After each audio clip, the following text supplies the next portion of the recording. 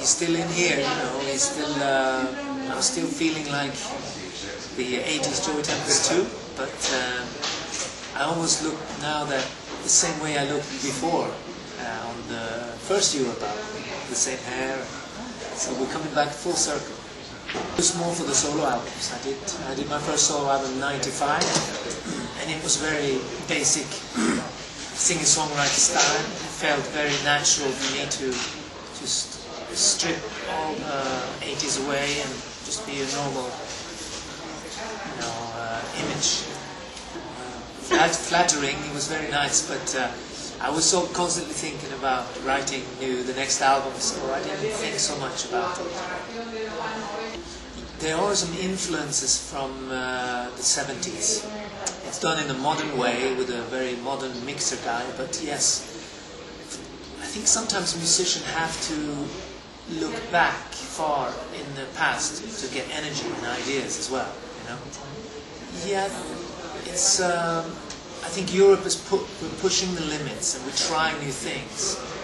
I think Bon Jovi is doing the same albums, and I think Europe is a little bit heavier now, maybe. With the break? Yes. Yeah, I did. In the break I wanted to get away from everything, and I did 3 solo albums. I traveled a lot to see concerts with artists to inspire me. I was very much wanted to learn about music during this break.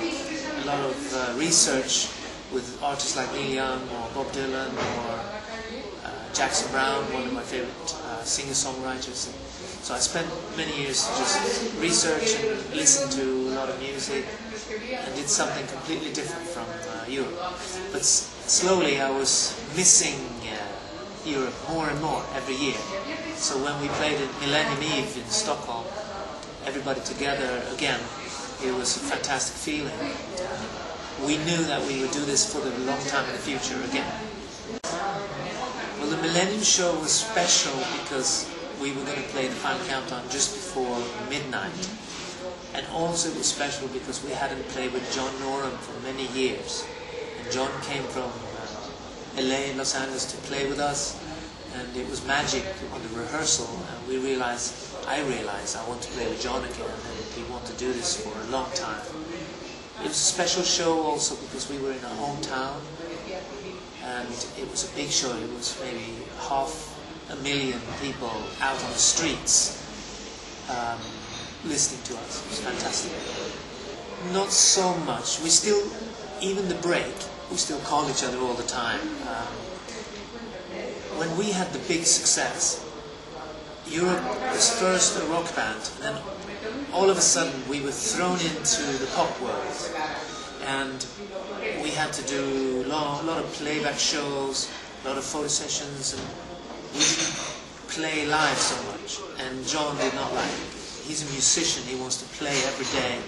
I don't think he was comfortable in the situation, being more of a poster band.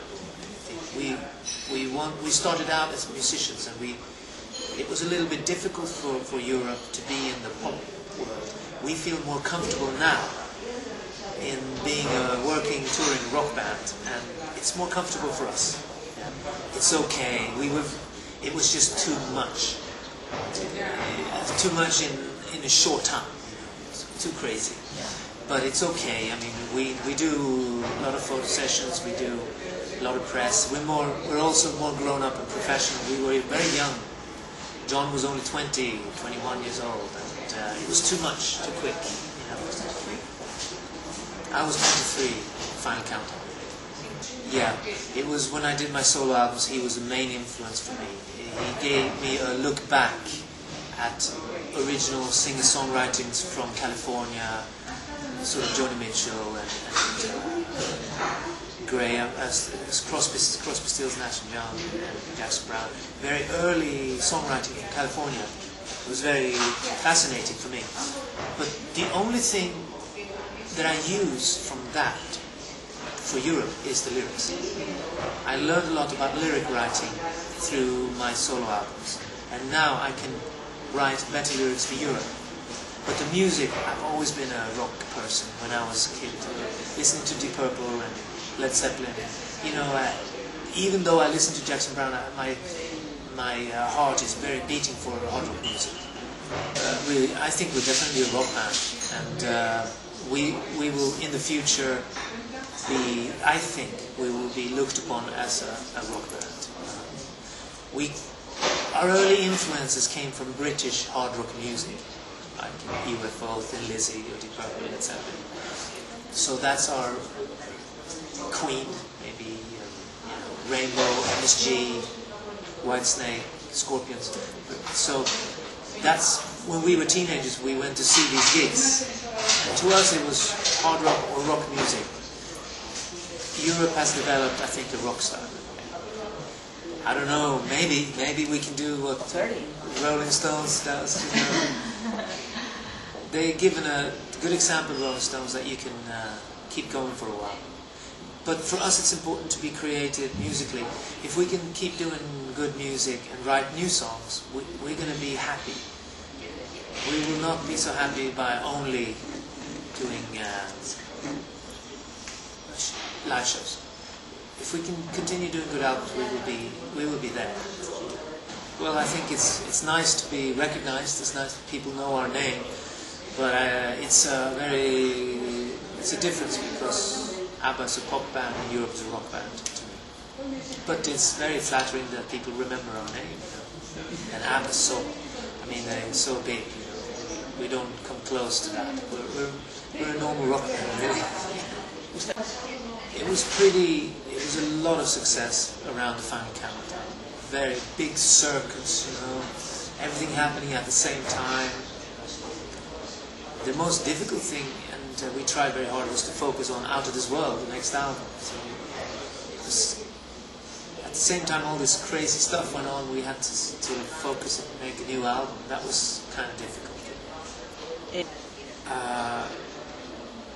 I think I would recommend always The Pretenders because it's very full of energy and it's got a beautiful chorus and a very heavy riff. I think it's a good Europe song. But right now it's my friends in Europe. I live in England since many years. I have an English wife and I enjoy living in London. Yes, I enjoy living in London. It has been a pleasure to meet you. Yeah. Thank you very much and congratulations. I enjoy your new songs. Okay, thank you. Thank you very much. Adios.